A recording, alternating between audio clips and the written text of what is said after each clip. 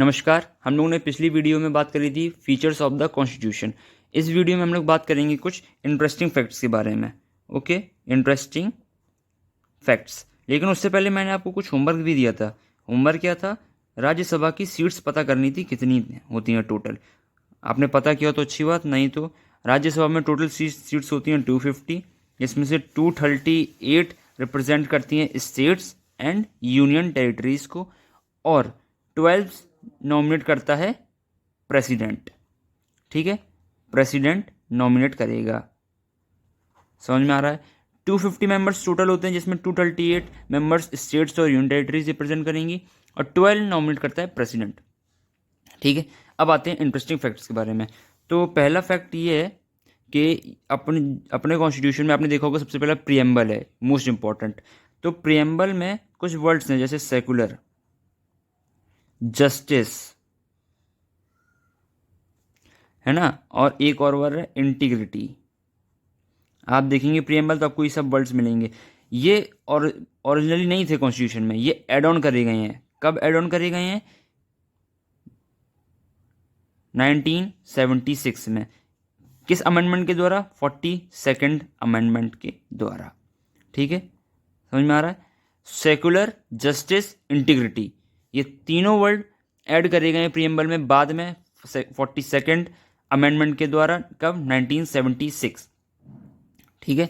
दूसरा फैक्ट ये है कि अपने इंडिया में आपको पता होगा इमरजेंसी लगी थी, इंडियन इमरजेंसी। कब लगी थी और किसने लगाई थी? कब लगी थी? तो 25 जून 1975। ओके, किसने लगाई थी? तो अपने इंडिया के प्राइम मिनिस्टर ने। कौन था उस टाइम? इंदिरा गांधी। ठीक है। दूसरा क्या है? इमरजेंसी कब लगी थी? 25 जून 1975। किसने लगाई थी? इंदिरा गांधी ने। तीसरी बात हम लोग देखते हैं, अभी जो वोटिंग एज है, एज ऑफ वोटिंग अपनी कितनी है? एज ऑफ वोटिंग कितनी है अपनी अब इस टाइम?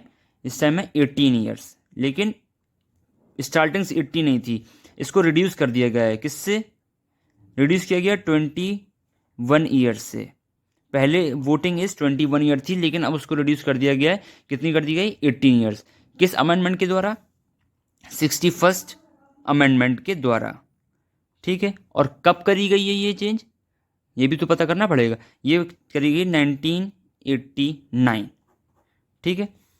एज ऑफ वोटिंग पहले 18 ईयर नहीं थी, 21st ईयर थी, उसके बाद 18 कर दी गई। कब करी गई? 1989। किस अमेंडमेंट के द्वारा? 61st अमेंडमेंट के द्वारा। ठीक है। फोर्थ, अपने ही जो फंडामेंटल ड्यूटीज़ हैं, अगर आपको पता हो फंडामेंटल ड्यूटीज़, अच्छी बात है, नहीं इसको भी कवर करेंगे अगली वीडियो में। फंडामेंटल ड्यूटीज़ टोटल कितनी है? 11 है। ये अपने ओरिजिनल कॉन्स्टिट्यूशन में नहीं थी, इसको बाद में ऐड ऑन किया गया है।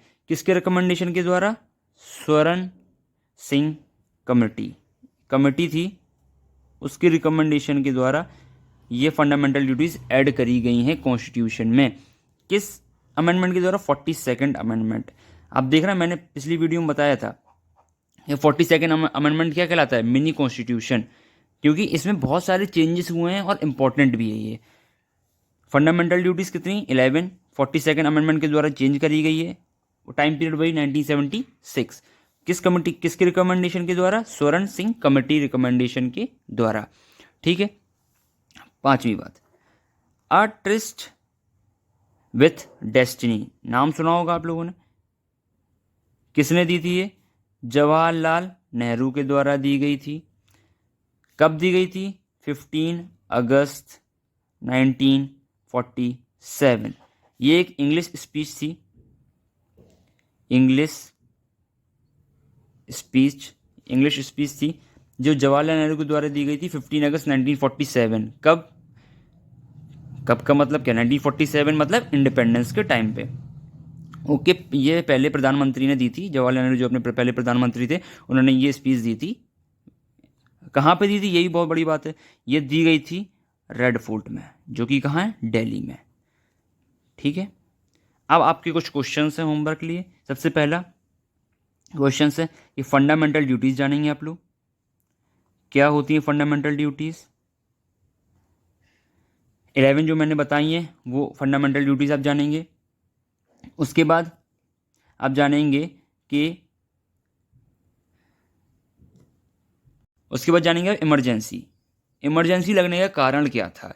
25 जून 1975 में जब इंदिरा गांधी ने लगाई थी, उसके कारण वाई, क्यों लगाई गई थी इमरजेंसी इंडिया में।